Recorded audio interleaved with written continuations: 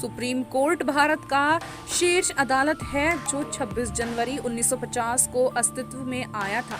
इसका मुख्यालय नई दिल्ली में तिलक मार्ग पर स्थित है। यह एक संवैधानिक निकाय है जिसकी व्याख्या भारतीय संविधान के भाग वी के अध्याय 4 में अनुच्छेद 124 से 147 के अंतर्गत की गई है। भारत की संघीय अदालत की स्थापना भारत सरकार अधिनियम 1935 और प्रीवी काउंसिलिंग के तहत की गई थी और वह ब्रिटिश काल के दौरान देश में सर्वोच्च न्यायिक संस्था थी। सर्वोच्च न्यायालय का गठन 28 जनवरी 1950 भारत के एक संप्रभु लोकतांत्रिक गणराज्य बनाने के 2 दिन बाद भारत का उच्चतम न्यायालय अस्तित्व में आया। उद्घाटन समारोह का आयोजन संसद भवन के नरेंद्र मंडल चैम्बर ऑफ प्रिंसेस भवन में किया गया था। इससे पहले सन 1937 से 1950 तक चैम्बर ऑफ प्रिंसेस ही भारत की संघीय अदालत का भवन था।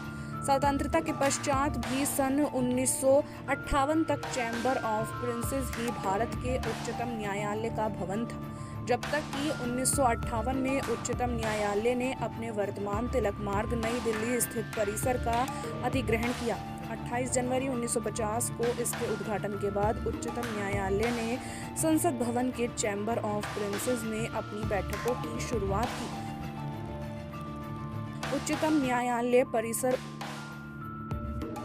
न्यायालय भवन के मुख्य ब्लॉक को भारत की राजधानी नई दिल्ली में तिलक रोड स्थित 22 एकड़ जमीन के एक वर्गाकार भूखंड पर बनाया गया है। निर्माण का डिजाइन केंद्रीय लोक निर्माण विभाग के प्रथम भारतीय अध्यक्ष मुख्य वास्तुकार गणेश भिकाजी देवलालीकर द्वारा इंडो ब्रिटिश स्थापत्य शैली में बनाया गया था। भवन को न्यायालय के तराजू की छवि देने की वास्तुकारों की कोशिश के अंतर्गत भवन के केंद्रीय ब्लॉक को इस तरह बनाया गया है कि वह तराजू के केंद्रीय बीम की तरह लगे।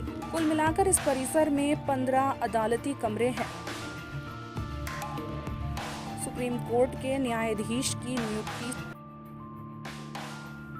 सुप्रीम कोर्ट के सभी न्यायाधीशों की नियुक्ति भारत के राष्ट्रपति द्वारा उच्चतम न्यायालय के परामर्शानुसार की जाती है। उच्चतम न्यायालय के मुख्य न्यायाधीश इस प्रसंग में राष्ट्रपति को परामर्श देने से पूर्व अनिवार्य रूप से 4 वरिष्ठतम न्यायालयाधीशों के समूह में परामर्श प्राप्त करते हैं तथा इस समूह से प्राप्त परामर्श के आधार पर राष्ट्रपति को परामर्श देते हैं। अनुच्छेद 124 के अनुसार मुख्य न्यायाधीश की नियुक्ति करते समय राष्ट्रपति अपनी इच्छानुसार सर्वोच्च न्यायालय के न्यायाधीशों की सलाह लेगा।